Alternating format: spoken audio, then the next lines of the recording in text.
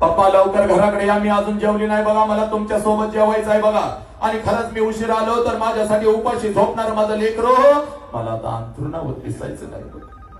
पप्पा तुमचं डोकं दाबून देऊ का हो, म्हणून माझ्या डोक्या शेजारी येऊन बसणार आणि हळूच माझ्या कानामध्ये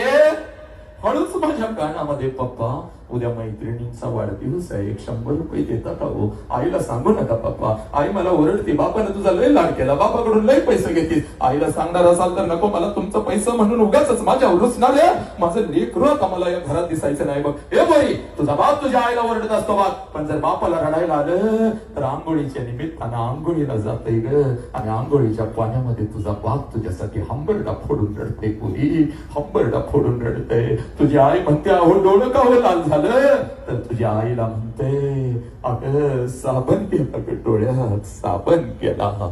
हे पुरी साबण नाही गेला, तुझा बाप तुझ्यासाठी हंबरडा फोडून पावसाच्या पाण्यात रडला. पुरी जेवढं पाणी डोक्यावर घेत होता तेवढंच पाणी डोळ्यातून काढत होता. पुरी हे हा बाप तुम्हाला कळाला. लग्नपत्रिका वाटायला तर लय आनंदानं फिरताय.